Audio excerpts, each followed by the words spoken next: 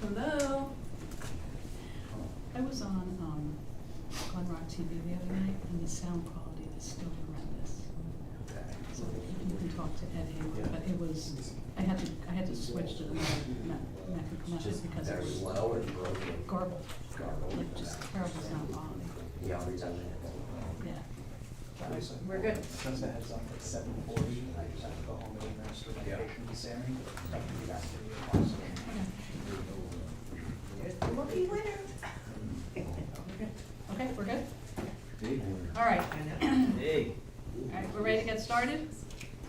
This meeting is called pursuant to the provisions of the Open Public Meetings Act. This meeting was included in a list of meeting notices sent to the Bergen Record and Herald News and advertised in said newspaper in January, posted on the bulletin board in the municipal building, and has remained continuously posted as the required notices under the statute. In addition, a copy of this notice is and has been available to the public and is on file in the office of the municipal clerk. Jackie, please call the roll. Councilmember Martin? Here. Councilmember Gilbreth? Here. Councilmember Worley? Here. Councilmember Cohen? Here. Councilmember Rosansky? Here. Councilmember Rosenstein? Here. So our attorney is stuck in traffic but is on Facebook Live as we speak. So we're going to talk about something that I don't think she needs to weigh in on. And so we're going to flip down a little bit and we're going to talk about the best practices inventory.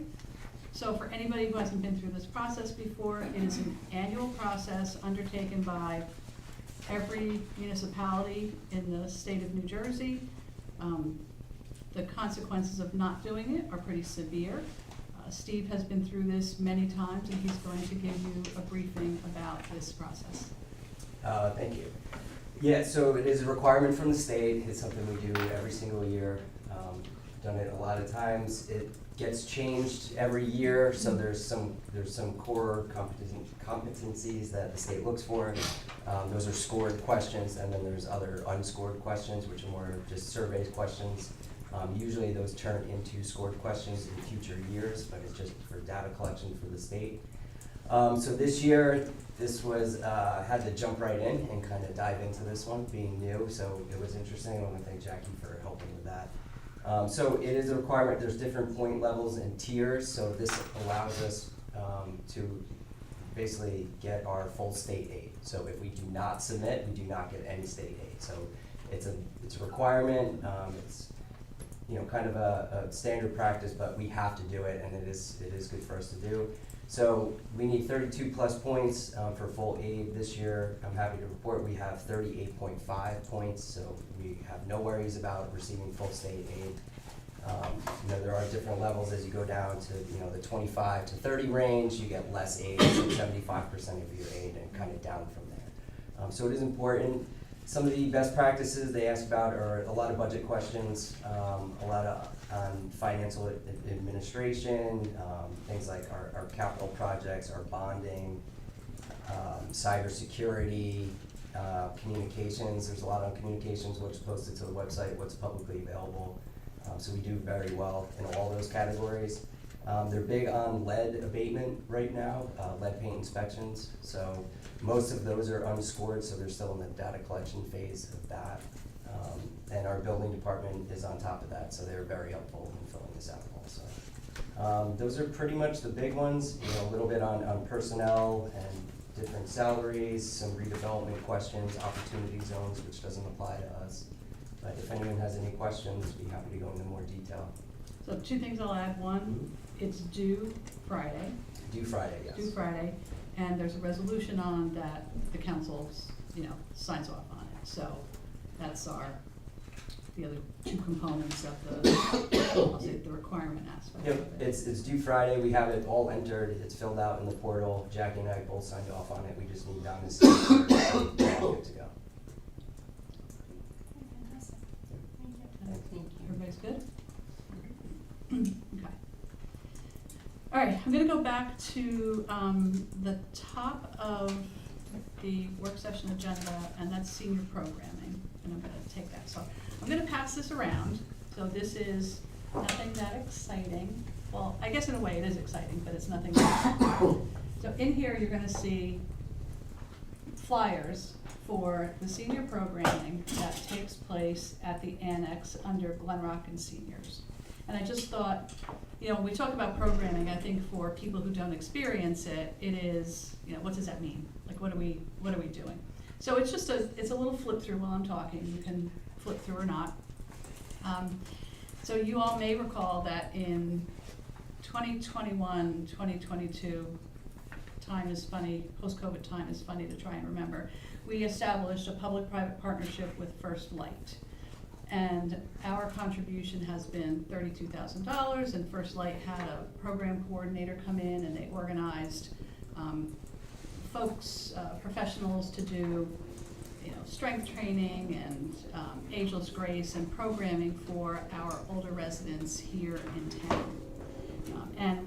I can tell you that our seniors that attend absolutely love it. They love it. They come to senior advisory to talk about the fact that they love it, and they really enjoy it. It's added a vibrant community environment for a lot of our older residents. So in May of this year, First Light pulled out with 2 weeks' notice. They said, sorry, we can't do this anymore, and that was it. And so in the scramble, Brian and I actually was out of the state, and Jill and Brian did a big scramble and made sure that we were able to continue the programming. And our seniors were really grateful, because when First Light came in and said, that's it, they were absolutely devastated. So, over time, there was really, we have had our borough events. So we have the senior pool party, the deck party, we have bus trips for our seniors, et cetera. And then we had Glen Rock and seniors. And because it was, the program coordination was done by First Light, they were a little bit separate, right? And that was, there were some very minor inefficiencies, not big inefficiencies. So like one thing, I think we had like 2 Oktoberfest parties, so we had 1 extra party, which, not the end of the world. But our vision is that our senior programming is one umbrella, that we have borough events, as I said, the bus trips, Oktoberfest is this Saturday. We have the Jolly Trolley coming up on December 15th and 16th, which has proven to be an incredibly popular event with our seniors. It was so popular, in fact, after the first year, we had to add another cycle to it because it was just a lot of fun for our folks. So, as I said, the borough allocated $32,000 to this activity, and then First Light put in the other funding that was needed. But for us to continue programming, we were able to do it till the end of this year. We had enough, I'll say, budget from things that we didn't pay First Light to be able to pay. And we actually brought on the person from First Light, who does not work at First Light anymore, to do our, I'll call it program coordination. And the book that you're looking at is kind of, when I say program coordination, are those kinds of things. So lots of talks, activities, mystery games, all kinds of things that our older residents really, really enjoy. But we're at a crossroads now, because we can only do so much for the budgeted $32,000, and I'm really talking about what's gonna, we're good till the end of the year, like just so everyone, so we're good till the end of the year. But because our budget cycle doesn't really kick off till January, and we approve the budget in around the April timeframe, we cannot have a gap. We can't just say, okay, we're gonna, have a gap. So, while it's not a budget season, I would like to get some agreement from council to the following. We'd like to add $18,000 to the 32 in 2026 and make it a $50,000 budget as opposed to 32 only for the senior programming. And what will that get us? It will get us a program coordinator who handles all of these, coordinating the person who does strength training, chair yoga, qigong, stretch. There's a stretching class, as well as this programming. And the other thing, for those of you who've been around for a while, you know that we have always struggled with our one rec director handling all of our programming, right? Who handles the senior bus trips, currently has been handling things like Oktoberfest, the Jolly Trolley, all the things that I've been talking about. So the idea is that if we had a program coordinator to do senior programming, that it would be an incremental, a relatively small amount of money to take care of our senior programming. But that would allow us to go into 2026 knowing what we're doing. Again, this is not a budget meeting, it's not a budget approval, but it's to gain, I'll say, agreement that senior programming is so important to our seniors, to our community, that we actually will support that going into 2026. So I want to answer your questions and take the temperature in the room. Have we considered any joint efforts with neighboring towns? We have. A lot of our towns, neighboring towns do have like full-time people. I am not aware, that doesn't mean there aren't any, I'm not aware of any part-time people, and we can continue to look into that, but. So, I'm sorry, I don't mean to interrupt, but, so, I did have some conversations about that at the time, and if I can just add to what Teresa said, so I did kind of jump in at that moment of crisis, and this sort of, when First Light stepped away, and we needed to look at how to keep this programming going, and it was really shocking to me, like how upset people were. I mean, the tears in that room when they heard that this programming, that First Light was stopping, and what they heard was that this programming is ending. And people really were devastated, sorry. And so I spoke to some of them who really talked about how this is their community, this is what keeps them in Glen Rock, this is what keeps them going. One woman with tears in her eyes explained to me that her husband had died a few months earlier, and her kids were trying to convince her to move to Chicago to be closer to them, and she was like, these are the people that I see every day, like this is my community and I want to stay.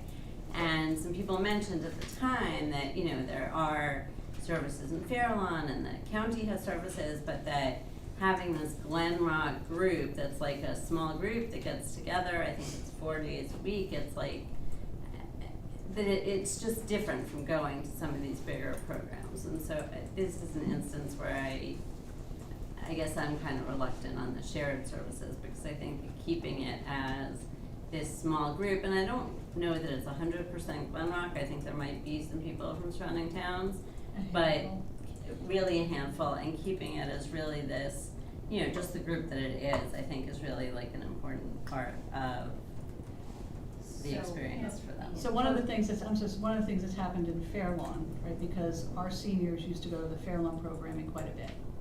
And it was very open for that. But one of the things that's happened, because Fairlawns is not a county senior center, it's a Fairlawn specifically. And what's been happening to our folks is if they go and they're having an aerobics class, if that class fills up and more Fairlawn people walk in, they tell the Glen Rock people to leave. And so that's been happening, which has also made folks, you know, reluctant to go, because they've been nicely asked to leave. Yeah. For sure. I had looked into this exact issue after, I think you had brought this up a number of months ago with folks being kicked out. And yes, that was something that I know happened in Fairlawn. So one thing that was part of my discussions with their borough administrator was perhaps joint programming at their dedicated senior center, with the idea that Glen Rock residents would have the same priority as Fairlawn residents, and that's something that they were very receptive to. So just food for thought. I very much respect and appreciate the point that It is food for thought, and I would say though, I would take these odds to Vegas, that we'd spend more than $50,000 for that kind of privilege. But that's just my guess. Sure, and if we do the due diligence on it, and that turns out to be the case, I would much prefer if it's cheaper to keep it here in town, especially if that's the stated preference of local residents. Yeah. I just want to make sure that we're looking at all the options. Yeah. There's also the issue of getting there. It's one thing to walk to the annex, it's another thing to get people to and from. Anyway. So I just have a couple things. I know I'm very aware of how much pleasure the programming offers our seniors in town. So with that in mind, do we have any kind of census on any data about how many seniors attend? What's the participation rate? We probably get an average of 20 to 25, which there's not much more we could put in the annex. Right. But that's about what we get. And how often is that? It is, so the programming, and I don't have a day by day, but the programming is 9 to 12:30, Monday, Tuesday, Wednesday, Thursday. 4 days a week? 4 days a week. And that includes a combination of Monday is strength training. You know, another day is Qigong. Right. Another day is chair yoga. Right. And then in between that, we have this other, Right, these are like the a la carte. the programming, you know, for just Right. for The fun. like the Yeah. more sort of Yep, specialty programs. yep. And then the other thing is, the $32,000 that we already spent annually, what, can we see a breakdown of that? So I will tell you that was our First Light chunk. Right. That was our chunk. What I will tell you is that the programming total for the instructors is 25, and the other is program coordination. That's what we've been spending now for what's going on. So the 32,000 is for instruction and. So the coordination. 32,000 was never broken down. It was the borough's Right. contribution to the private-public Right, partnership. so that's what I'm saying, so we. So now, we have been going through, because we had to do this starting in Right. May, what can we afford to do?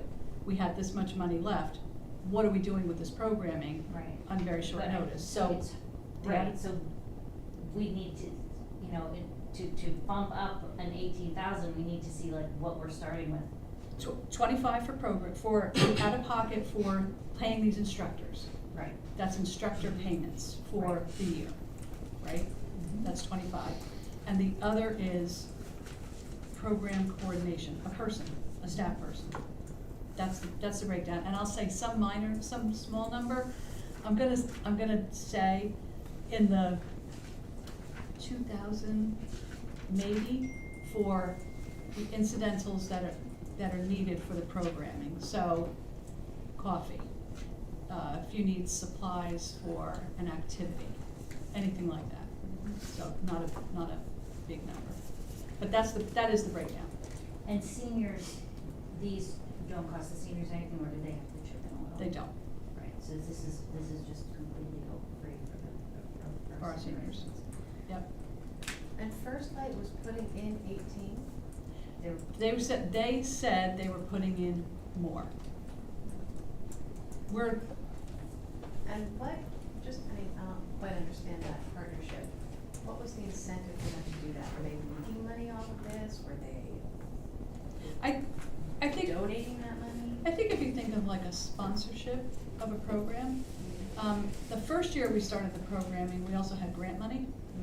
You know, so it changed over time. We started with a grant, and that's how a lot of programs start. You start with a grant, and then you figure out, you know, you fund it later on. And so we then ended up funding it. But, you know, they did it for, you know, they had their First Light name on it. They were not allowed to sell.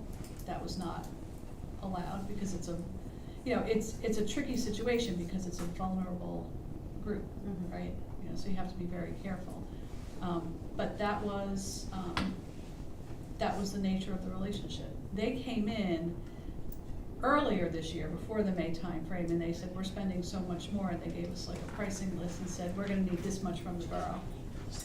And we had looked at that and said, yeah, no. So we're able to do what they were doing for way less.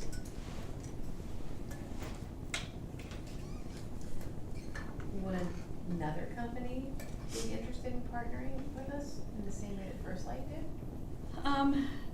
I think there are companies that might consider it, but it's still gonna cost us X amount of money. And having gone through that experience, I would recommend that we keep control of it. I'm totally cool with it, I just wanna see some hard breakdown numbers, but just to. And like, when you say break it, like, I can tell you what Roy Yeah, gets. right, but I mean, like, can we see like In a a spreadsheet? spreadsheet? Yeah. Like, just an expense Yeah. spreadsheet, it would just be helpful Yeah. before we, But- approve. Yep, but that's the, And now, this is a naive question, so obviously, everything in our budget continues functioning in January, right, until we approve the budget in April.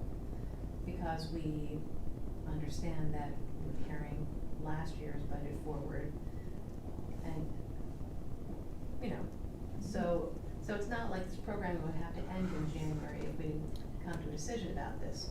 We budgeted for that. I'm gonna come back to that and correct Yeah. that, so go ahead. Yeah, no, so, help me out, so if we budgeted for it last year, would it not be also budgeted for next year, so that this programming could continue with the 32,000? Maybe or maybe not, so here's what I will tell you. Right now, our program coordinator is currently under what we had left over from First Light, paid for 10 hours a week.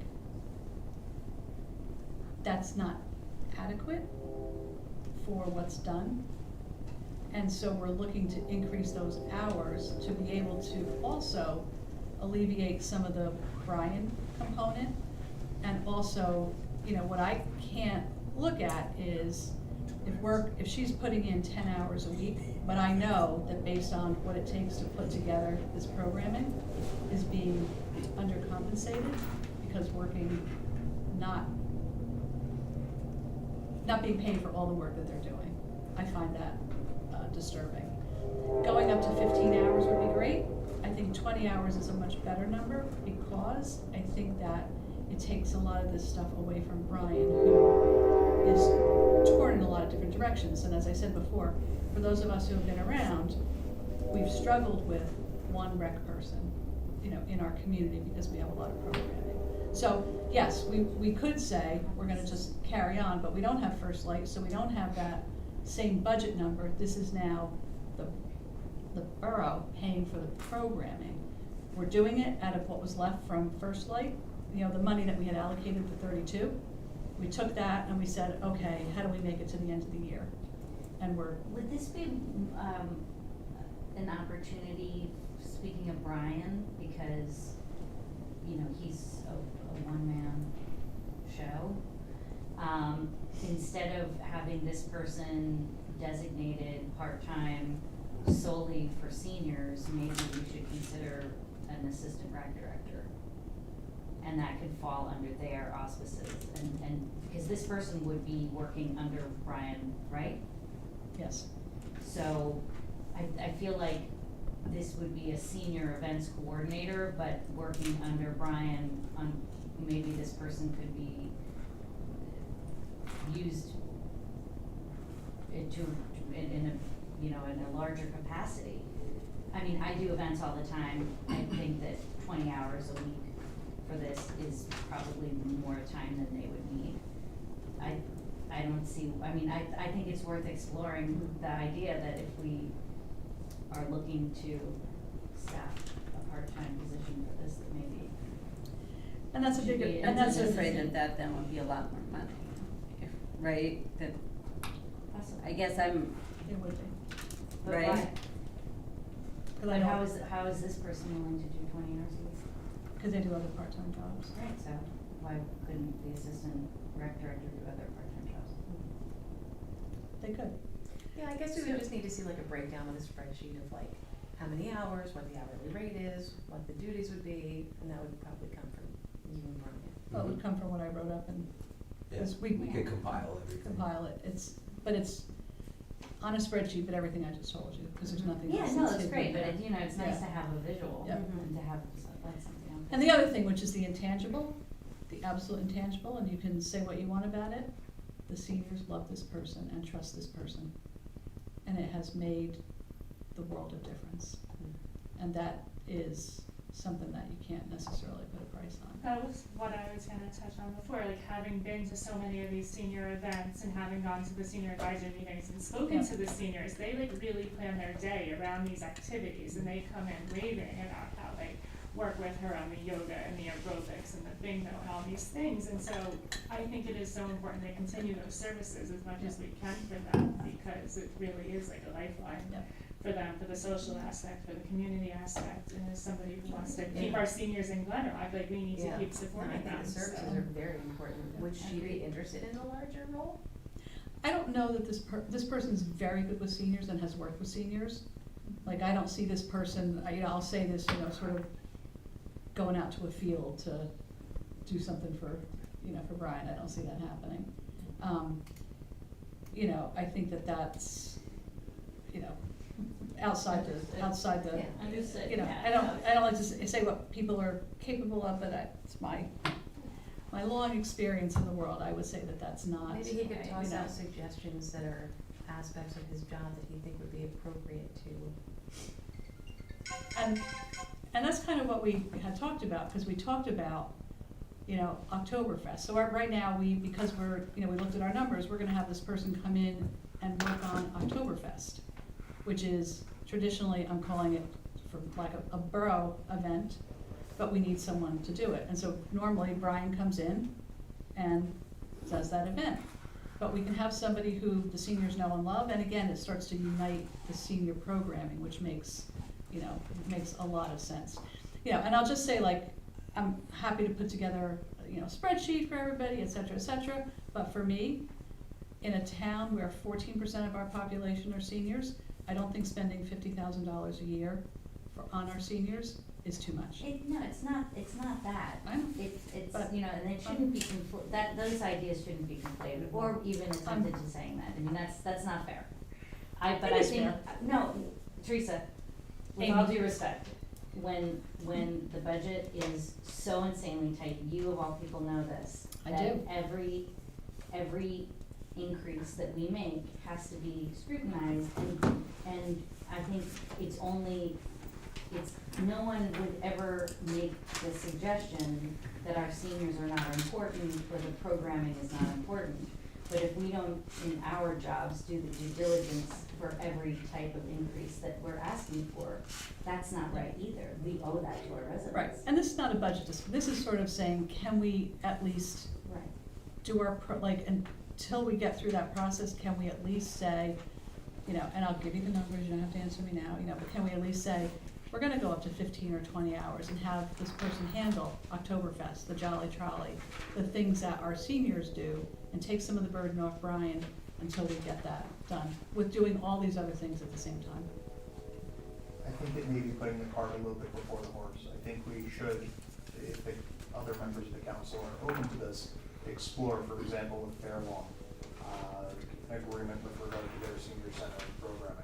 See what those numbers look like, and to the extent that it has budgetary savings, and it may open additional programming for our seniors and open up a dedicated facility for our seniors, I think that would be very much worthwhile looking at. And for the seniors that won't go to Fair Lawn, Transportation would have to be a consideration. Well, and even for, I totally appreciate the thought that we should always look at shared services, but I really think that what the seniors who participate in this program want is this program, that as it's been offered. And so I guess for me, I'm most interested in looking at how we can keep that going as affordably as possible. And that's why I guess I'm a little resistant to the idea of, you know, we could expand it into an assistant rec director, or even the, like, take some of the load off Brian with Oktoberfest, whatever. Like, I really, maybe we can, but as far as what I'd like to consider right now before we even get to budget season is just like, what do we need to do to keep this going? And if that's really 15 hours a week instead of the 10 hours a week, and so we need 50,000 or, you know, whatever that amount is,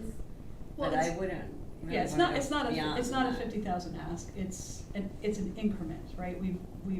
Right, it's We've got this, additional, like, it's a little bit of an increment to kind of push us forward.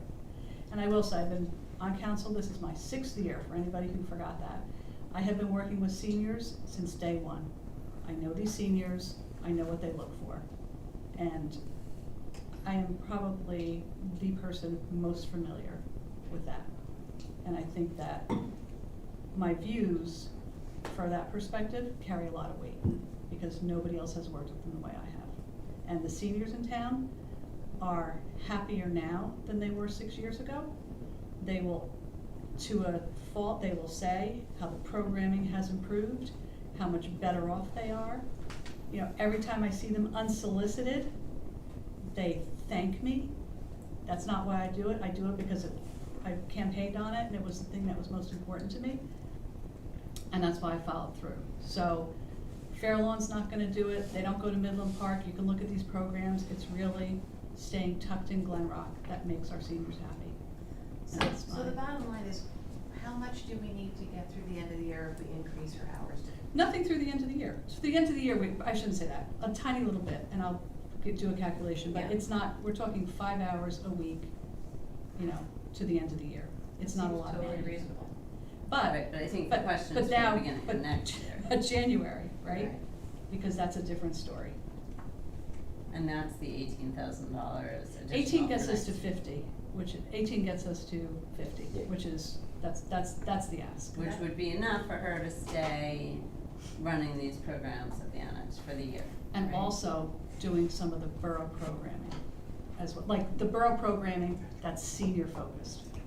I love the idea of kind of streamlining that together. I think that makes a lot of sense to Yeah. me. So she knows the seniors, she knows the programming, so. And y'all can think about it till the next meeting, you know, put a little sheet together, y'all But can doesn't think this about it. kind of really just fall into next year's budget planning? When all of the committees present their proposed budgets for next year to you, their staffing needs, their Right, but I capital think the purchases. issue with this is that we need to know, I think she needs to know if we have this money in the budget for next year, or else she needs to And we need to be able find to something say- else, and we need to find Mhm. something You know. else. Is this person threatening to leave the position? There's no threatening. Well, I don't think There's it's no threatening, but. There's no threatening, but I'm gonna repeat again, our seniors love this person. This person makes them feel special, safe, engaged, active. And so I'm also speaking on behalf of what I've heard from our seniors who came to senior advisory to express, you know, their love of the program and how much they appreciate what's been happening for them. So, there's no threatening going on. No. Any other questions? I'm just not really quite sure what you're asking of us. So I'm okay for the next month. I'm gonna come back with some numbers, but I'm looking to be able to go up, 15 to 20, take a little burden off Brian. And then if you all decide in April that you're not gonna do it, and you're gonna do something else, that's up to you all, cause I won't be here. But at least if I carry it through till those next decisions, I may show up at a budget meeting to petition for it, but I hope so. I'm just, but, I think that that's, something that's really important. Make sense? Yeah. All right. Yep. And I'm going on to bulk waste. All right, so, and I might ask my trustee counsel here to speak up, but I read the ordinance where bulk waste falls into play. And the ordinance basically, I'm paraphrasing, these are not the words of the ordinance, I'm paraphrasing. The ordinance basically says, bulk waste is picked up in accordance with whatever the sanitation department says is what they're gonna do. That's what it basically says. I'm paraphrasing.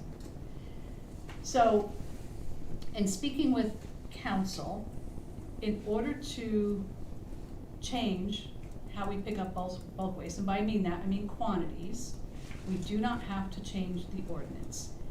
If we wanted to fine people for putting out too much, and we don't, we'd have to do something. But to just have DPW post on their page to say, you're now limited to X number of pieces during bulky waste, this is now the rule. The reason I keep getting to this is because I'm working on the calendar. And nothing happens in Glen Rock unless it's on the calendar, so I've gotta put it in the calendar context. So that's one thing. But we can post on the page, this is what happens. And this happens in other communities around us. They post on their page, DPW that is, and they say how many things you can pick up. The other thing that we'd like to put in the calendar, and I say we in a very Bob way, is right now if people have white goods would be something like a washing machine. They put it out during bulky waste, DPW drives by it because it doesn't go in the same truck, and then they come back around and they pick it up. A lot of other communities just say, hey, I've got, the resident calls, hey, I've got a washer, can you all come get it?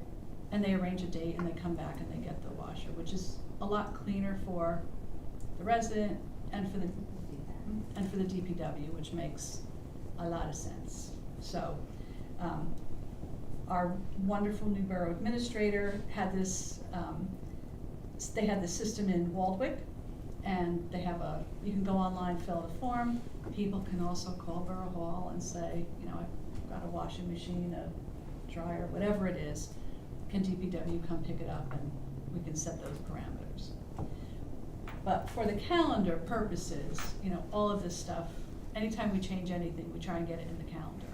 And we have changed things. When we changed the recycling center hours, when we changed the, not landfill, but the DPW annex, to collect different ways, that's where we changed the procedures. So, I would like to propose that we limit bulky waste to 8 items without getting caught up in everything. What's an item? An item's a big trash bag, it's a dresser, it's a toilet bowl, it's whatever you're allowed to put out.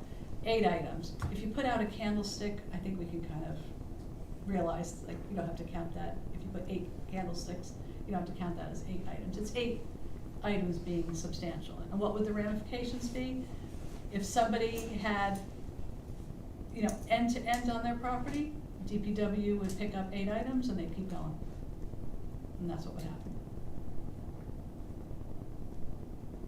So, people? I'm all good with it. My only thing is, I think that we should put, 8 items roughly the size of a large leaf bag. So people have a sense Sense of of what that means. I think 8 The size large of, leaf the size of a bags large leaf bag, or on a the side of the dresser, road is or plenty for like, 1 month. yeah. If you have more, you put that in the next one. Yeah. But, yeah, we all know the big toll that it takes on our staff. Yeah. So, this is coming from within a request like this, so it's not an arbitrary thing, just so the public knows. This isn't an arbitrary discussion. It's come to our attention over the last several years, so, I'm all for not making it an ordinance. I would agree with that.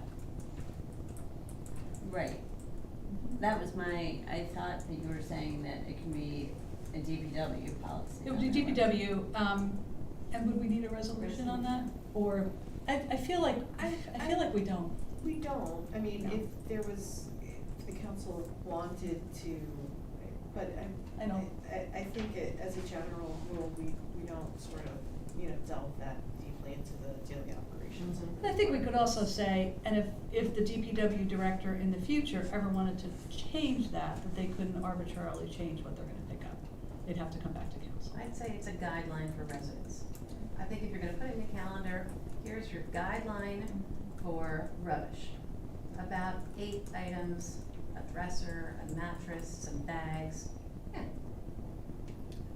But if we're saying that if it's a lot more than that, and DPW is not gonna pick it up, then that's sort of more than. well, we definitely guideline, need to right? put a Like, they have to know communication. that. I mean, There's there needs to be good snazzy little messaging. infographic to put And on then social media, put on the website, put on. on the e-blast for a month or so people get it. I mean, if I'm a resident and I have 16 items, I'm just gonna ask my 2 next door neighbors if I can put it in front of their house. And you could I'm just do gonna that do that. creatively. Yeah, or, I mean, there's been, like, when we cleaned out our basement, several years ago, we would put out, over a few months, put stuff out, we just don't put it out all. Yeah. All at one month. I So mean, Amy, is anybody disagreeing? So can we work on, cause for the calendar, gotta be brief. And then for the e-blast, it gets to be a little bigger, and then the DPW page can be Sure. much bigger. Can we work on the narrative? And then, just to be clear, since it's gonna go on the calendar, it would be effective January 1st, Right. cause that's the calendar, right? So, just to be. So people, but then everyone's gonna put out there, all their stuff. December's dump You your have basement day. until January. There'll be Swedish death cleaning going on in Glen Rock. Yeah, no, I'll work on that here. Council President, can I ask when we have to have the calendar, I'm just thinking about the dates for next year. Oh yeah, it's now. That's done. We've Yeah, started, our yes. calendar meetings are going on right now. Well, when's it locked? When's it locked? No. Uh-huh, whenever we're done, but we try and get the dates in before the league. I've been telling people November 1st, but Bob has something he wanted to think about, and I said, all right, I need to, look at that, but. Yeah, and it really, obviously it's backed up from mailing date. Sure. Backed up to printing date, backed up to how you do the bulk mail, et cetera. So, yeah. Who's doing it next year? I don't know. That'd be a fun thing to think about. All right, calendar, e-blast, and DPW page. Okay. All right. Should we go around the table? Julie, you got anything? I don't. I'm good. Welcome back. Had a nice vacation, thank you. Ben, do you have anything? Yes, so, Business Commission met with our usual crew, which includes Central Business District Commission, Chamber of Commerce, Lions Guild, and we were talking about, putting up, we actually have an initiative that we're doing right now to light up the business areas where we're offering retail and restaurant owners a contract with a company that we found that will put lights around their signs for the holidays, just to make the downtown and on our other shopping areas look more festive and more well lit, to encourage shoppers to come and shop in Glen Rock. And during that discussion, we started the discussion about lighting up Borough Hall. And I'm not bringing any of the religious organization conversation into this particular conversation. But Walter mentioned that in the past, Glen Rock Borough Hall had done like a Winter Wonderland theme where they lit up Borough Hall. And we thought there has to be storage someplace in this building where all these lights and decorations are. Nobody knows quite where they are, but we would like to look for them and dig them out and see if we can use some of them. Didn't we hire I think people we last hired year? them. Yeah, we hired Hired. someone to do the lights So, overall. We have, but Walter seems to Like in believe the years, like. that there the are fire department. lights and decorations. Oh, there is. So I will tell you, the only, there are so few storage places in this building. The one is the little tiny closet on this main floor, teeny tiny closet, and we store things like AEDs and things in there, there's something teeny tiny. There's the building department file room upstairs, Right. and we store some bins up there. I have not tripped across any bins that I don't know what's in there. We have pride bins up there, we have community affair bins up there. I mean, you're welcome to look. I have not seen anything there. Steve's exploring the building. Yes. I am learning, I have not found anything yet. But I will say, again, I go to Vegas again on those odds if they're not in the But building. maybe this is like one of our like, Bobby what do and they call Laura, those safety calls? and I forget You know, like who else to put the Lenora, lights up on and the just say building. like, Right. do you know I if think- we have I any? think Many years ago. Oh, you did? Did you reach out to Lenora? No, I did I'm not. gonna seriously- Jackie's like, Oh, Jackie. when did this happen? I don't know whether it was 10 years ago, 8 years ago. I believe the funding was a third the borough, a third the chamber, a third business commission bought the lights. The council, somewhere along the line, was fairly adamant that nothing be, no hourly employees participate, in which case Lenora Benjamin, Bob Tesario, possibly Sonny Niclario, out of the goodness of his heart, were running around the building putting lights up and down the trees. May have gone on for 2 years, question mark. Where the lights went, I have no idea. I met with Steve to see if we could, When we did the Fine. hot chocolate and stuff out front, say again? when we did the hot chocolate and stuff out. It was for that event, yeah. Well, Yeah, with the Winter Wonderland, it was part of the Winter Wonderland celebration, did for 2 or 3 years or well, let's assume we can't find these lights. Maybe I don't think maybe so. What? they're So all what? white. So All continue white. on the story. What if we can't find the lights? Because I don't think we will. That's all, I That was think it? we just kinda wanted to open up that possibility, I and don't- if we can find I don't believe. things that are in yeah. existence that would be freed, that we could repurpose, that we would like Oh, to third explore floor. doing that. There's a key. Alright. I mean, and we can look all the way up in the attic. I'll show you where that I'd is. be happy to go. I can climb up there, I'll direct you. I would think we could roof whatever was up there. Yeah, I don't think so, went. but That's my I guess. think But they're I don't wrong. think there was I anything. You should have a look-see, just so you know, Yeah. everywhere. Well, would It's anybody, up by the I clock guess the tower. question is, All right, no problem. would anybody object to us doing that? See if we can find some old decorations and No. repurpose them. I love that. Be I don't delightful. think there's, I don't think there's. If they're white and not Christmas colored, I Yeah, don't care. depending Yes. on what they look like. That's my, Yeah. I'm very What else are we consistent. talking about? Yeah, white lights. Yeah, whatever we can find. I don't think that's a bad idea, so,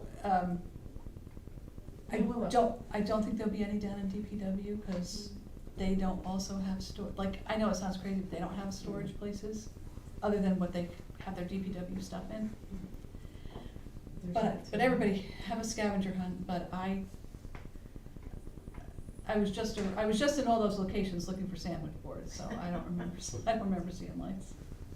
Yeah, I didn't get sandwich boards on mine upstairs. I know, I didn't touch them. I didn't touch them. All right. So, if we can't find them, this is a finished conversation? Yeah, Okay. I guess so. It's just a question. Okay, I think so. all right. Amy? Just, wanted to update the public, briefly on some actions that the council is, taking, regarding sidewalks, since our last meeting. So, the council,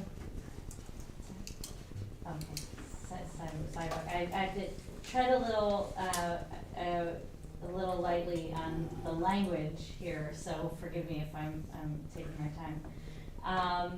So the council has, reached out to complainants, who have complained about multiple, sidewalk complaints and addresses.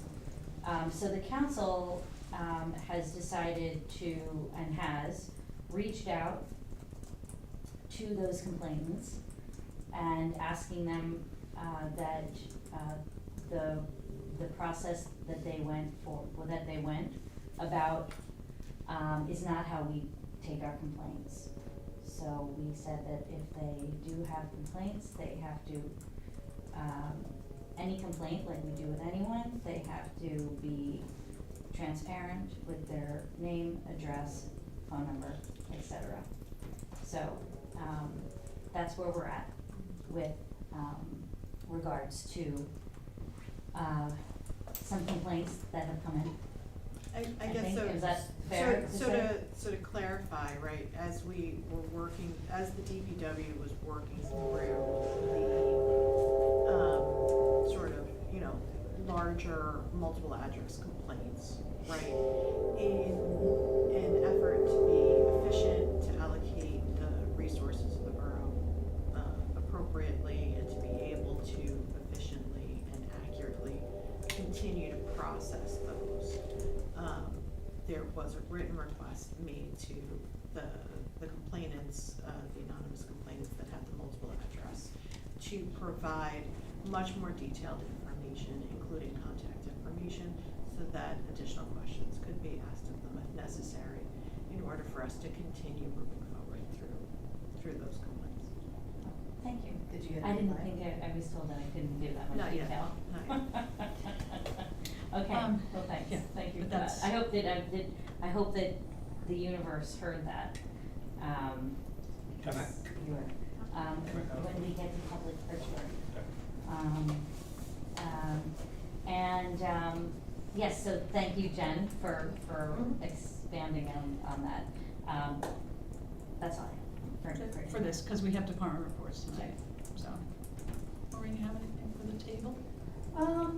I have a little update from the fire department. I just wanted to mention that on October 16th, the fire department responded along with Hawthorne and Fairlawn to a serious motor vehicle accident. And during the rescue, multiple chemicals were released during that, and 6 of our firefighters were hospitalized overnight with chemical inhalation, but they were all released the next morning. So I just want to reiterate, how impressed we are with their response to that incident, and just so thankful that they're all okay. And spoken to the fire chief a few times about that. And just really lucky to have our fire department here in town. They're all volunteer, and it's just, you know, the response was fantastic, and really glad that everybody's healthy and got through that, and really appreciate it. Yeah, it was really, I think it was pretty scary because they didn't immediately know Exactly. that there was a And chemical that, situation. you know, and so they it walk was- into all these it was incidents really and you never know what frightening. kind of situation you'll be going into, so I'm just, you know, really grateful that they show up and they respond to everything Yeah. and that there's. Chlorine, was it chlorine? There was chemicals involved, all the details haven't been released yet, but, you know, it's a scary situation when you see Yeah. chemicals coming out of their car and. Yeah, Yeah, it was pretty alarming. yeah. So, Nothing beyond what I'll share during reports. okay. Steve, is there anything else that you wanted to? I think we touched on everything On the we table? covered, yeah. Okay, great. So at this time, I will open up to public comment and, you know, again, we have to be inside at 8:00, so I always just say that so people don't get disappointed when we get up and leave, so. Folks? Yes, Alberto Quiroz, 3 Ground Place. I just want clarification about exactly what you did about the, like, reaching back to, I guess, anonymous complainers. And that, and what else have the Gazette Council explored about how to remediate this town-wide issue? Other than that, if you can elaborate. I'm not really what. So what are you one, saying? I guess the action was you reach out to the anonymous complaints to get more details from them?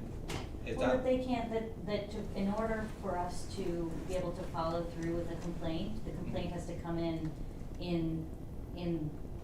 the correct format, and it didn't. Okay. I mean, I guess just, I wanna be clear about what we're requiring, right? Please. Because at the time the complaint was submitted, it met our required format at that time, right?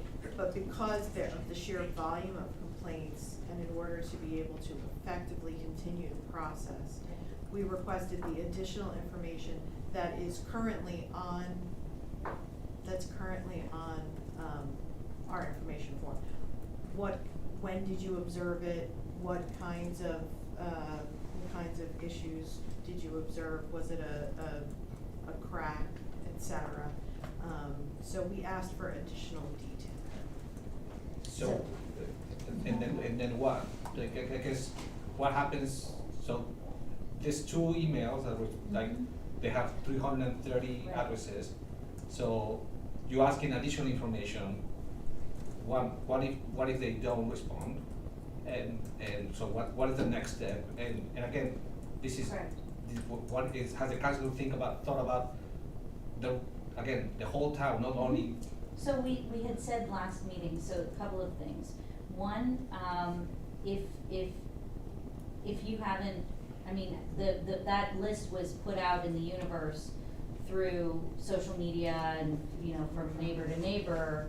It wasn't an official, you know, correspondence. So if you have, if you happen to know that your address was on that list and that Public Works has not come to you, then you don't have anything to do because the Public Works hasn't processed that, and until there's a complaint that comes through legitimately, there's no rationale for the Public Works is not going to go out now unless there's more clarification.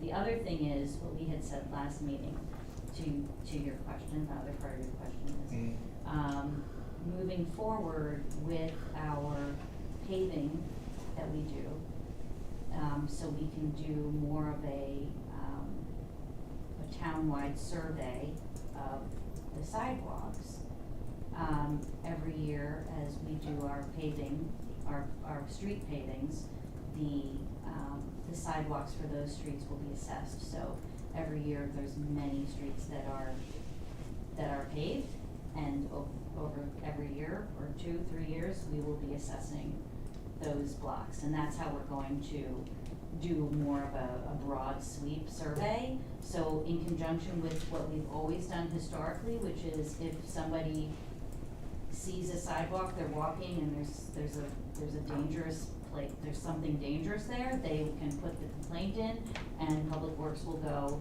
and inspect that complaint, just like we've always done. And then we will also be beginning to survey the sidewalks during our paving. So, what about the people who were inspected based on these anonymous complaints? What about that? Then, the only thing that we can offer at this time is that the homeowners can reach out to the Public Works and ask that the director come out and talk with you and inspect it and take a look. So the people who happened to have bad luck that were inspected, before you reach out to the anonymous complaint, asking, so now you're making Well, two. if the process is already going forward, if you've already had, Yeah, but- if someone come out and you're already getting the sidewalks fixed that our inspector came out and said that in fact they are. You're treating it differently, because actually, you already started, the already started inspections, and then all of a sudden, like, okay, wait a minute, now we're gonna ask, like, now you're gonna do what you should have done on day one. So the rest are lucky because now nothing's gonna happen until more information comes, but what about the ones that will already be hit? So that's, again, not, But keep fair. in mind, just because somebody makes a complaint, it doesn't matter who it is. It's your neighbor, it's nobody, it's somebody who's walking, they make a complaint. Yeah. That's not a violation. Right? Yes. They made a complaint. Right. But once our DPW goes out, if they identify a problem situation, But the DPW is It's a acting problem. differently. I guess right now, no. you acted on some, and now to act on the rest, what I'm hearing is that you're gonna wait until additional evidence comes, actually. So And what we said was that the volume was so overwhelming, right? That it was so overwhelming, we had to stop, get more information, but some of the stuff was in process, but the wheels are falling off. But once they go out, you can't unring the bell.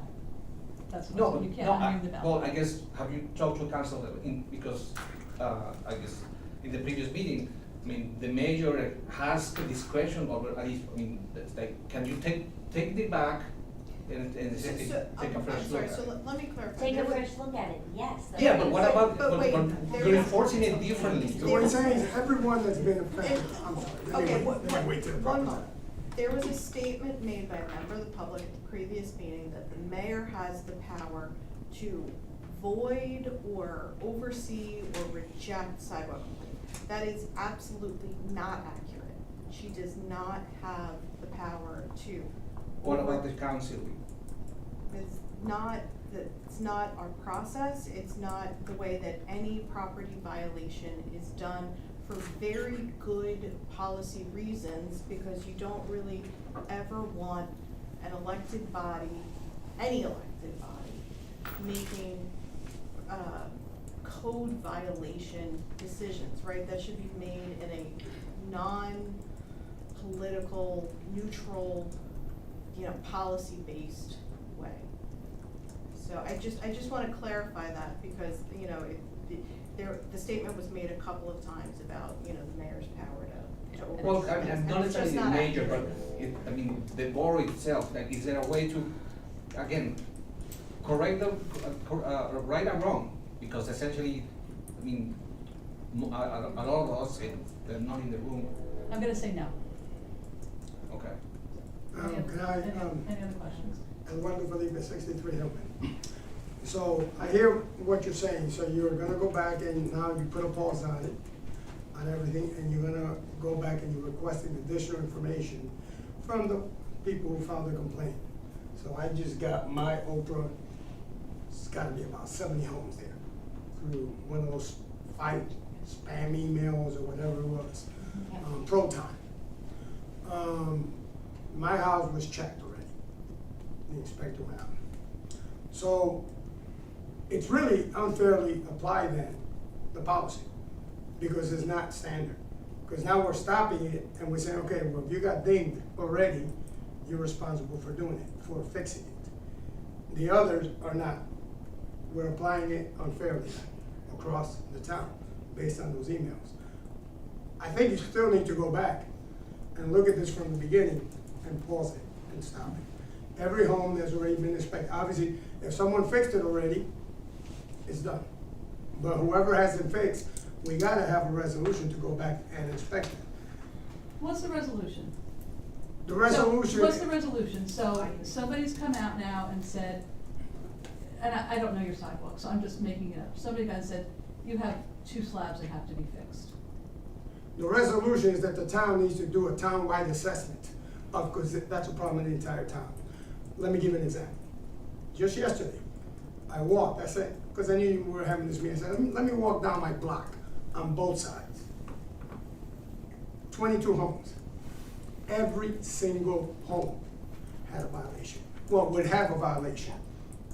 Either because of the spacing on the slabs is too wide, because they're uneven, or they're cracked.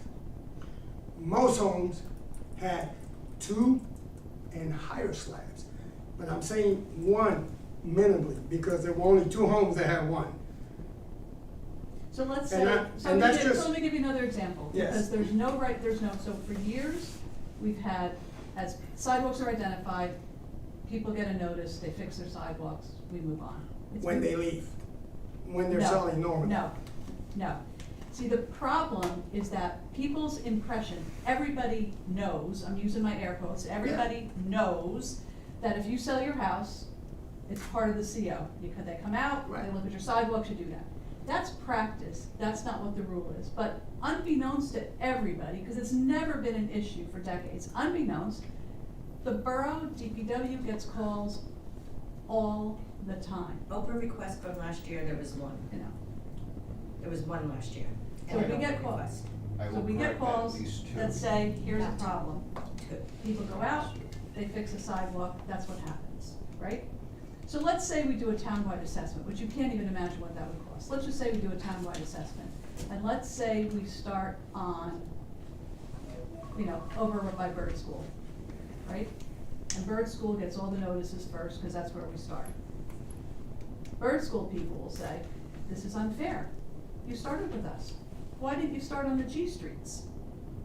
Once we start doing things where we do, like we're paving a road, people go, why'd you do it when you paved our road? Because now it's unfair, because we got picked first. But if you show a Wait, plan. let me, I'm waiting for you to No, but finish. if- I'm waiting for you to finish so I can It address. doesn't matter where you, it doesn't matter where you start or begin, if everybody knows that they're eventually gonna get surveyed, They it are. doesn't, right, but if I know, if you announce that you're having a townwide survey, I don't care, people are not gonna care if they're first or last. Well, we are having a townwide survey, starting with our Correct, paving. but to Councilwoman's. Councilmember, thank you. Excuse me, council member's point, people are gonna get mad that they were done first, but if you announce you're doing a townwide survey, and yes, you are, indirectly doing a townwide survey over the course of the next few years. So in that case, people are probably gonna be upset. But if you say you're doing a townwide survey in the months of X, Y, and Z, knowing that people are gonna go around surveying you, and you're gonna get a notice within the same amount of time, nobody's gonna complain that they were done first. But people will You- complain. Okay, you know, Can I finish my point? I want to rebut. Sorry. Let me just say, Sorry. folks, my apologies, I have to run home to Okay. deal with a family medical matter. I will be back. Anyone who wants to chat after the public meeting, I'd be delighted to.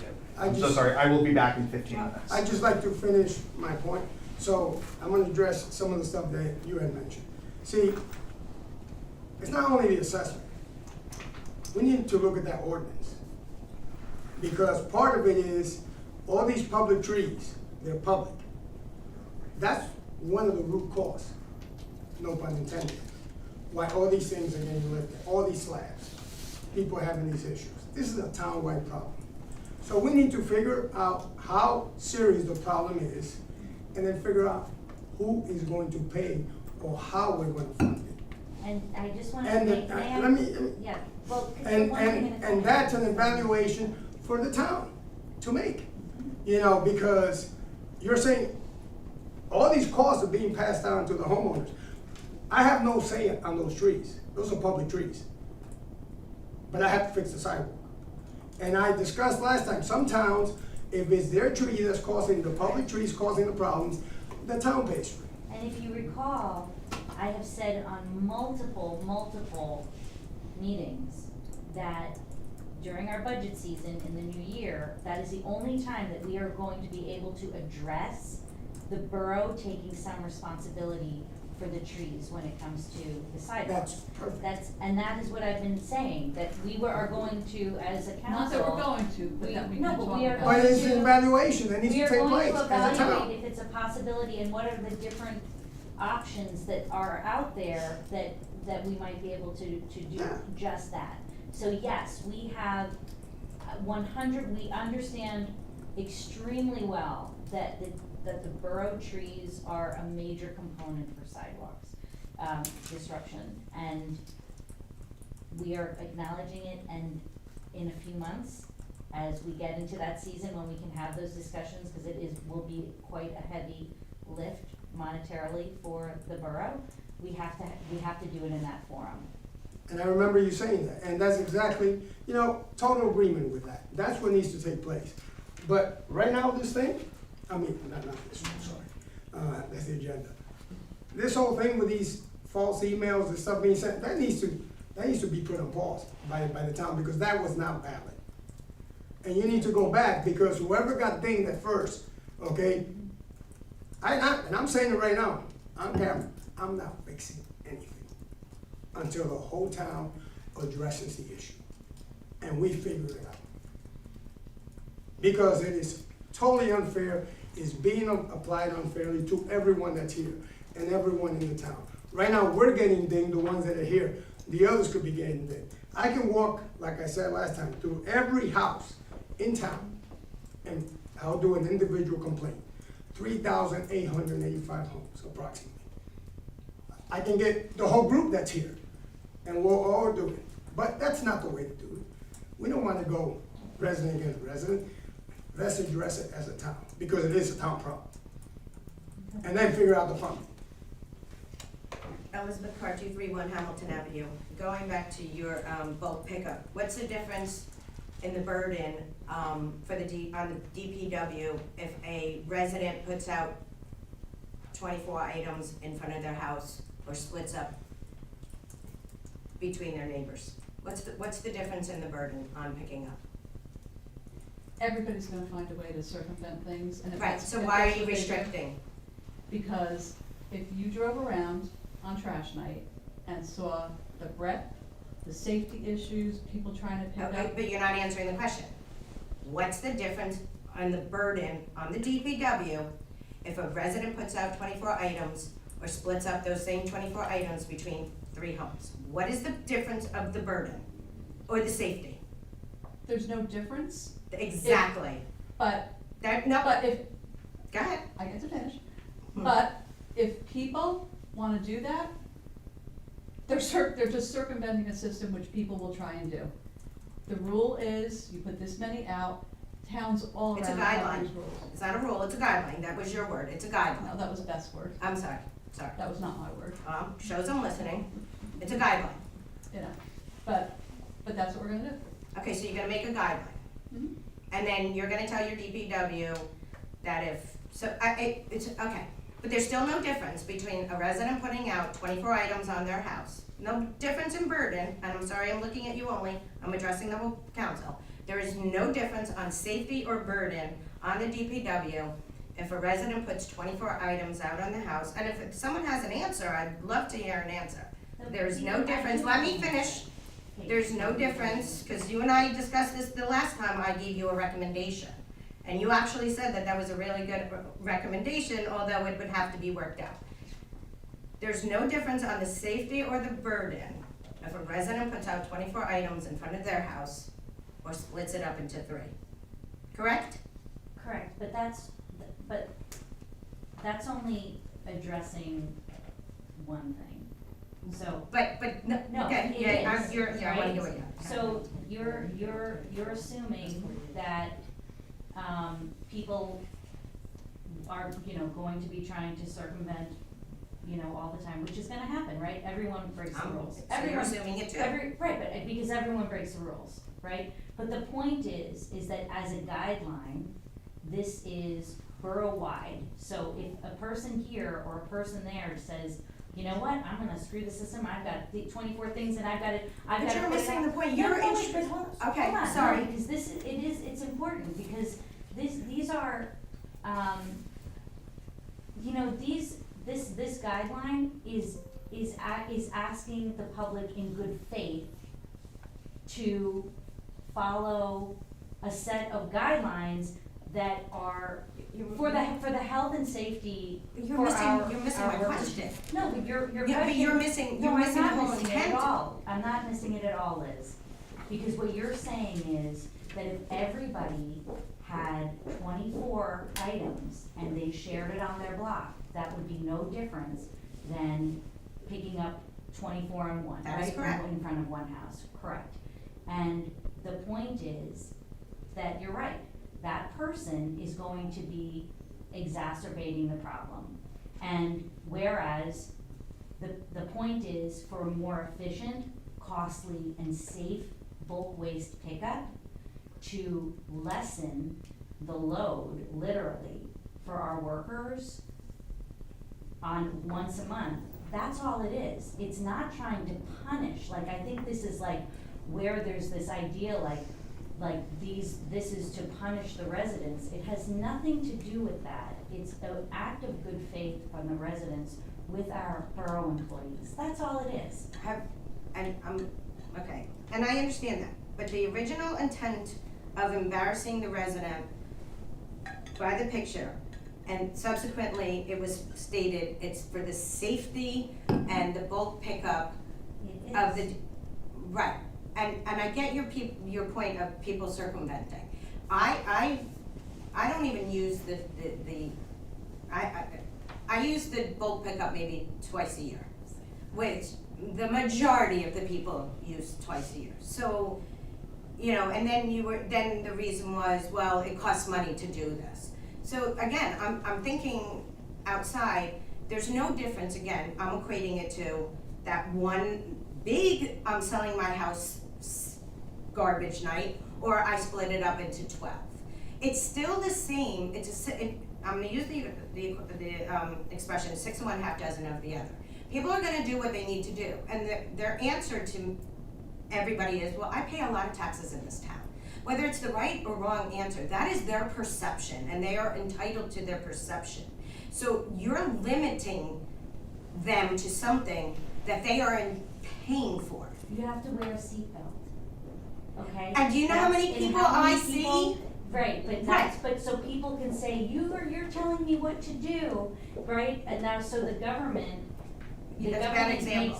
makes rules and regulations. Bad example, because people circumvent that too. Right, And but it's a perfect example, because it's a guideline, it's a law, it's for your safety. It's a law, the same it's not a thing. guideline. Right. Right. And so ours is even asking less.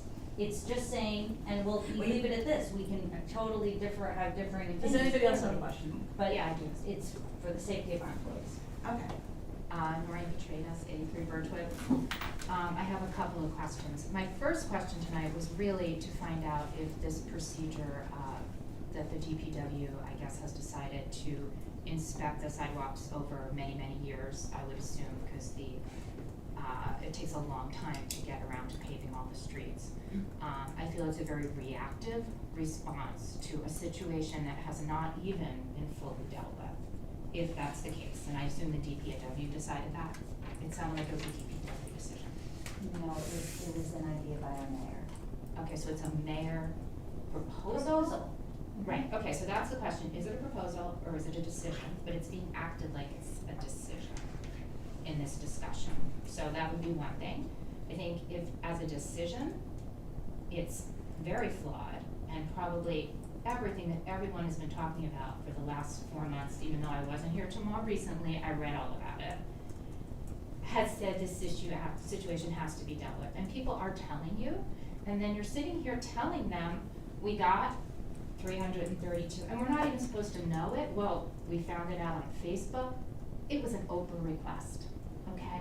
when you ask the open request, they tell you everyone who's on your anonymous email.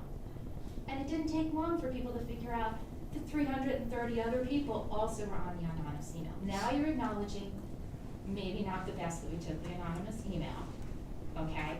It was even too much for our DPW to deal with, so we're gonna stop it. Good for those people that have to fix their sidewalks right now. They can just fix the ones that are problematic. I have probably 2 to 3 problematic sidewalks that I have absolutely no problem fixing, okay? I don't have 14 that need work, really. That's an arbitrary, somewhat decision of a highly enforcing this policy ridiculously on the people that happened, the contractors, because come on now, we all know, right? We all know it was a contractor now. It has to be, right? Unless it's someone who just wanted to mess with everyone, because I told you last week, it was not someone who walked on our streets. So now we're gonna ask them, okay, anonymous proton person, let's go back and find those houses and find the spots on their sidewalks that were problems, and we're gonna send it in, but they're probably not going to, right? Because can they still remain anonymous? I guess it's okay, or they have to use the form. Everything you're doing is reactive. The situation was not dealt with properly first when you had the first 224, June 25th, DPW, somebody had an email that said 224 sidewalks on these streets in town have problems. Huh, let's just go start getting all these violations. People came and told you. And now it's like, we're weird, we have a problem because we think this was problematic? Seriously? I mean, I didn't plan to say this much, but like, and we're being yelled at like we did something wrong? I mean, come on. And if you're gonna do the sidewalks over 25 years, okay, but there are issues with that too. It might be a good procedure, and it may not, because people who have houses that they bought 3 years ago, who got their sidewalks done, have problems already, okay? So when you come to someone's house, to some street, you're gonna have people that live there for 20 years, you're gonna have people who live there for 3 years, who are now going to get cited, who may not be very happy, because their tree grew this much more and their sidewalk now needs to be fixed. It's been reactive. I don't think anyone meant for it to be reactive, to be not caring, but that is what it has ended up being. And people know it. We just know it. And we did figure it out partly through Facebook. But we also figured it out because we know the people in our neighborhood. We know how long people have lived there. And we talk to each other. And All right. I just want to say just one more thing. You know, we need to look at, because we're kind of, I think, going around in circles. I know the big issue is who's going to pay for it. You know, the budget. That should be part of it. We should have a discussion about that. Whether we pay more, whether the residents, whether the town allocates funding for it, we need to figure that out. Because that's really the issue down here. Everybody that's here is complaining because we have to pay. So let's figure it out, because it's a town-wide problem. Figure out the funding for it. How it's gonna be handled. All right, I'm gonna close. Can I get a motion to close this work session? I'll make that motion. All right, second? I'll second. All right, into the other room, please. Thank you.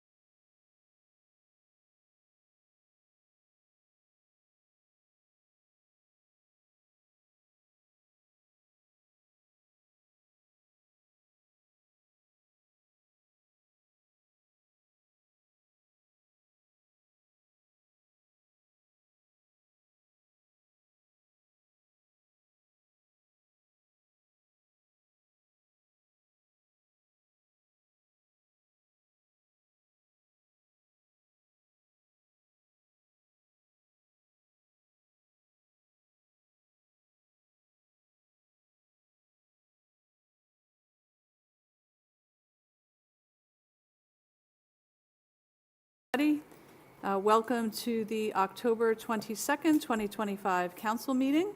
This meeting is called pursuant to the provisions of the Open Public Meetings Act. This meeting was included in a list of meeting notices sent to the Bergen Record and Herald News and advertised in said newspaper in January, posted on the bulletin board in the municipal building, and has remained continuously posted as the required notices under the statute. In addition, a copy of this notice is and has been available to the public and is on file in the office of the municipal clerk. Jackie, please call the roll. Councilmember Martin? Here. Councilmember Gilbert? Here. Councilmember Worley? Here. Councilmember Paul? Here. Councilmember Rosansky? Here. Councilmember Rosenstein? Here. Thank you. All right, if we can do the flag salute. And I will ask our Borough Administrator, Steve Neal, to lead us in the flag salute this evening.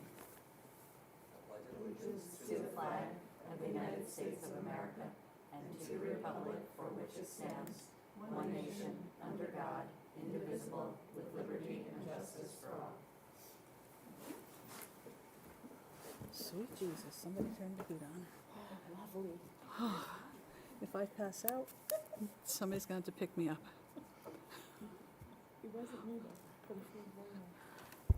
All right, we are going to start this evening with the reading of a proclamation. It is a proclamation about National First Responders Day. Do we all have a copy? Yep. Okay. All right, if we can start on that end. Seth? Certainly. National First Responders Day, whereas first responders, including public works professionals, firefighters, police officers, emergency medical technicians, 911 operators, paramedics, and other emergency personnel, stand on the front lines of our communities, selflessly serving and protecting the citizens of the Borough of Glen Rock, State of New Jersey, in times of crisis and. Whereas first responders respond swiftly and courageously to emergencies, often putting their own lives at risk to ensure the safety and well-being of others. Whether in natural disasters, accidents, medical emergencies, or public health and safety threats. And whereas it is in the public interest for the citizens, civic leaders, and children in the Borough of Glen Rock to gain knowledge of and maintain an ongoing interest and understanding of the importance of public works and other first responder efforts in their respective communities. And whereas, as of 2019, the U.S. Senate has included language recognizing public works alongside fellow and other first responders. Resolved that we, the Mayor and Council, do hereby designate October 28th, 2025 as National First Responders Day. I urge all citizens to join with representatives of the American Public Works Association and government agencies in activities, events, and ceremonies paying tribute to our public works first responders, alongside law enforcement, firefighters, paramedics, emergency medical technicians, 911 operators, and other emergency personnel, to recognize the substantial contributions that they make to protecting our national health, safety, and advancing the quality of life for all. In witness whereof, we have hereunto set our hands and caused the seal of the Borough of Glen Rock in the County of Bergen, State of New Jersey, on this 22nd day of October 2025. thank you, everybody. And, as a group, we recognize the importance of all of our first responders, including our Department of Public Works, which is on the scene many times when we have issues in town, whether it might be flooding, snow removal, accidents that require subsequent cleanup. And we thank each and every first responder, the police, the fire department, the ambulance, and our Department of Public Works. So, thank you. All right, as this is the, and I'm sorry, can somebody just adjust that heat, because I will melt. Thank you so much. This is the second meeting of the month, and so we have department reports. And I am going to ask Council Member Amy Martin to go first, if she will. Yes, thank you, Council President. I don't have much. I just, because it is that time of year, our Public Works, speaking of Public Works, are off and running for leaf pickup. So if residents could please start putting their leaves out on the curb, only grass clippings and leaves. And if you have a basketball hoop that gets in the way, please, we ask all this time of year to please move those out of the way, of course, for leaf and snow removal times. So I really appreciate that. So that's all. Okay. Alrighty, I'm going to go next. So I have a whole list of things here, so hang on. Reminder, November 4th is Election Day. You may have already voted by mail, but you can vote at the polls. They open between 6 a.m. and 8 p.m. You can see where our polling locations are. If you have any questions, you can call our election official here in town, Jackie Scalia. I also want to make a note that November 11th is Veterans Day. And Veterans Day is a day that we honor all who have served in any of our armed forces.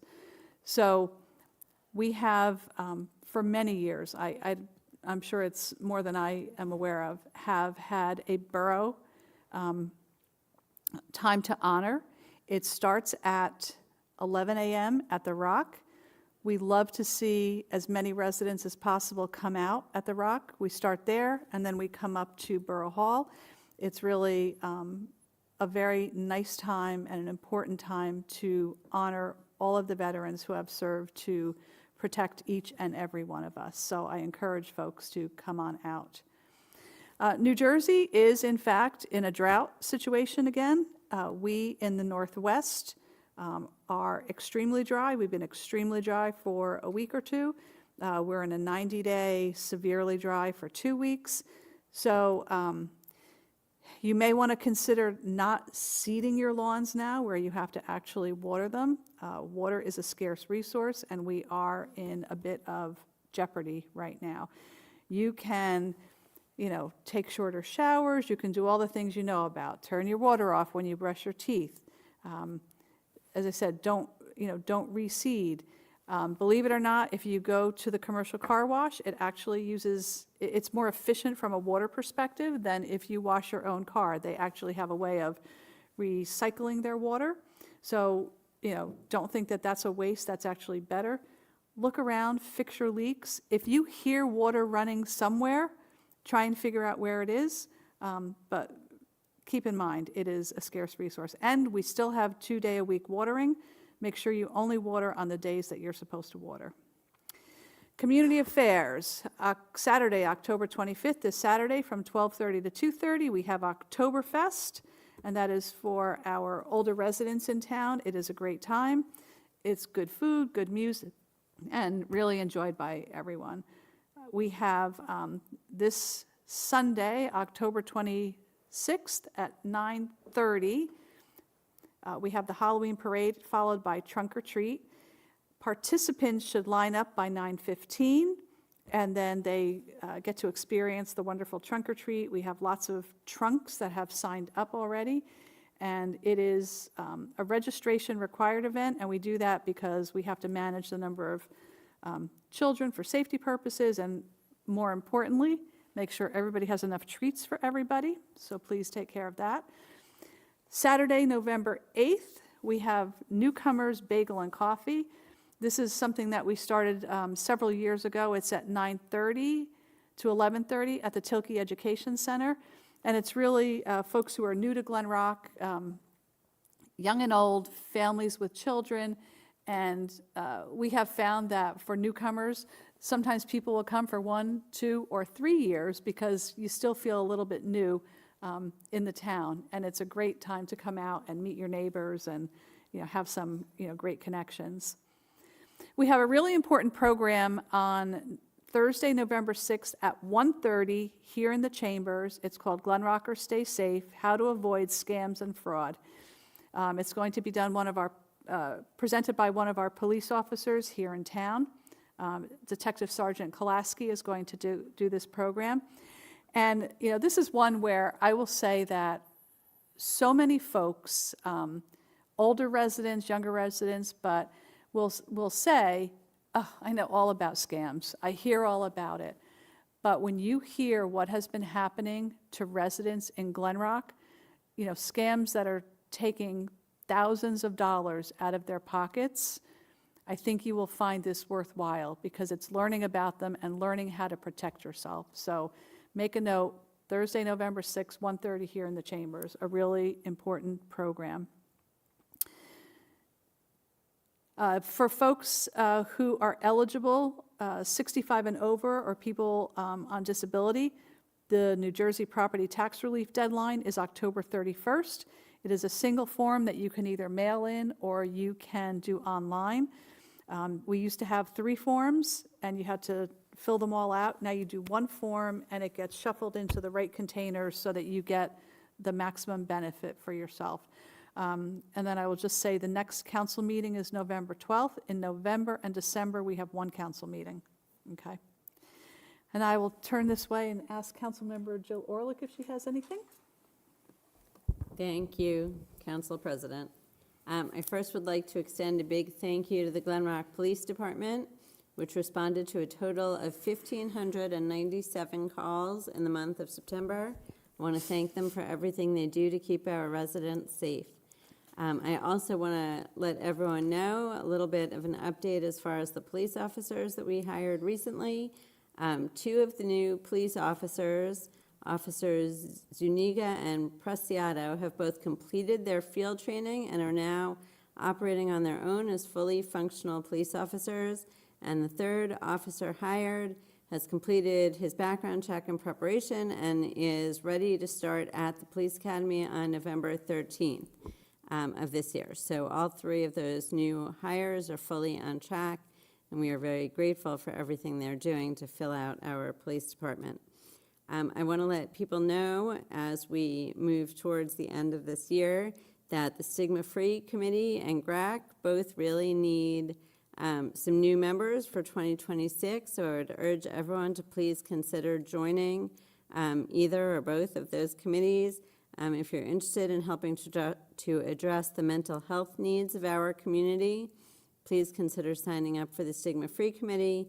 And if you're interested in the environmental sustainability of our community, please consider signing up for GRAC. In either case, you can either email me for more information or fill out an application on the borough website. And then I also just want to remind everyone that GRAC, our Environmental Commission, currently has a survey posted online.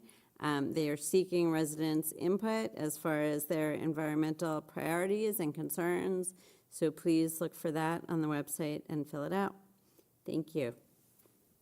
Thank you, Councilmember Orlick.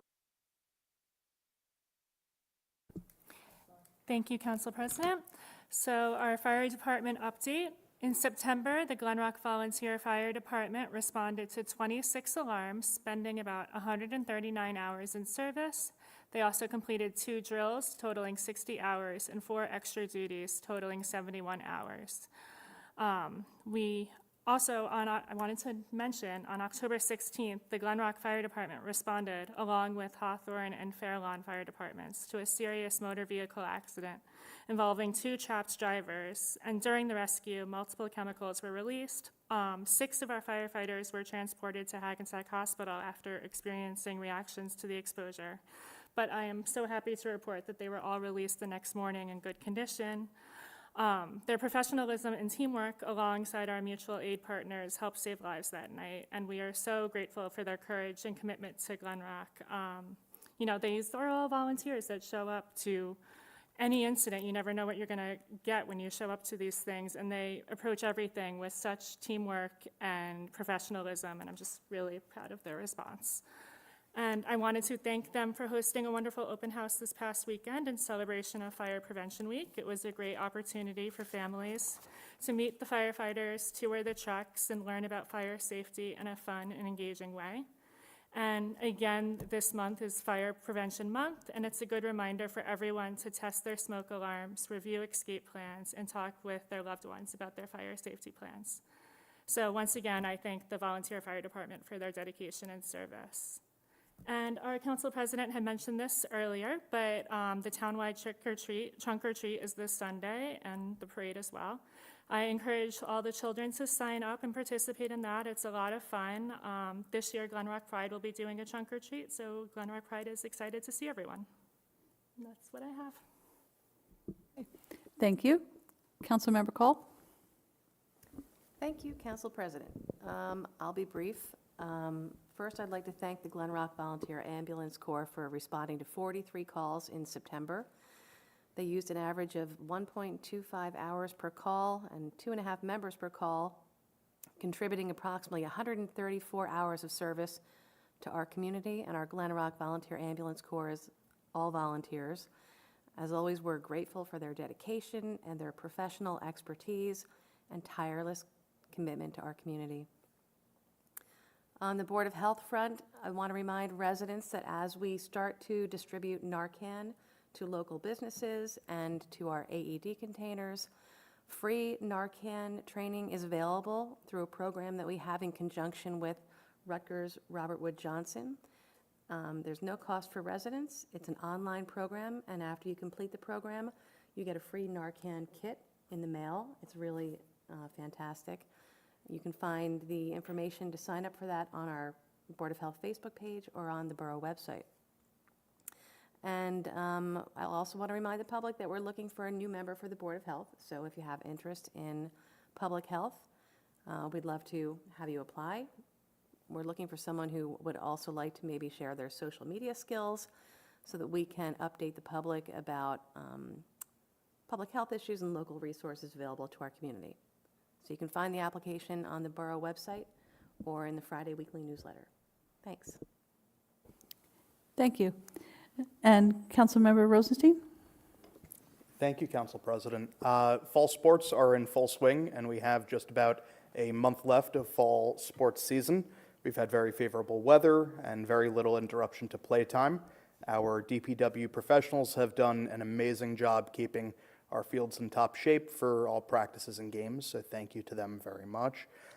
Last Saturday, we hosted a very successful fall pumpkin patch event at the Annex. Nearly 100 children came out with their parents to decorate a pumpkin and socialize with other residents. This Sunday will be Glen Rock's annual Halloween parade and trunk or treat. As I believe was mentioned, we're anticipating hundreds of children showing up in costumes up Rock Road for this fun tradition before walking through numerous trunks and displays decorated by local residents and businesses. We look forward to seeing you all there. And lastly, on Saturday, November the 8th, we will be hosting our newcomers bagel and coffee event at the Arboretum from 9:30 to 11:30. It's a great opportunity for those new to town to come and meet other residents and council members. Longtime residents are certainly invited as well to share experiences with others. There's no fee, but we do ask that residents register online. Thank you. Thank you. Can I get a motion to accept the department reports? I'll make that motion. I get a second? I'll second. Jackie? Councilmember Martin? Yes. Councilmember Gilbert? Yes. Councilmember Orlick? Yes. Councilmember Call? Yes. Councilmember Rosansky? Yes. Councilmember Rosenstein? Yes. Okay, let's move on to the consent agenda, please. All items listed are considered to be routine and non-controversial by the Borough Council and will be approved by one motion. There will be no separate discussion on these items unless the council member so requested, in which case the item will be removed from the consent agenda and considered in its normal sequence on the agenda. The one motion signifies adoption of all resolutions, receive and file letters, correspondence, reports, and approval of application and minutes. Resolution 1 is for payment of bills. Resolution 2 is for approval of minutes. Resolution 3 is for the agreement with the police chief. Resolution 4 is for certifying best practice inventory. Resolution 5 is for the salt barn conveyor shared service. And Resolution 6 is for Chapter 159, 2024 assistance to firefighters grant for $17,428.57. Can I get a motion to accept the consent agenda? I'll make that motion. A second? Second. Jackie, please call the roll. Councilmember Martin? Yes. Councilmember Gilbreath? Yes. Councilmember Euler? Yes. Councilmember Cowell? Yes. Councilmember Rosansky? Yes. Councilmember Rosenstein? Yes. Okay, thank you. So this evening, we have one ordinance on for first reading. It is an ordinance amending and supplementing Chapter 162 of the Borough Code of the Borough of Glen Rock. It is regarding property maintenance. It deals with water system compliance and lead line replacement. Can I get a motion to introduce ordinance 1952? I'll make that motion. Can I get a second? I'll second. Be it resolved by the Borough Council of the Borough of Glen Rock, an ordinance amending and supplementing Chapter 162 of the Borough Code of the Borough of Glen Rock, property maintenance, to add thereto Article 5, water system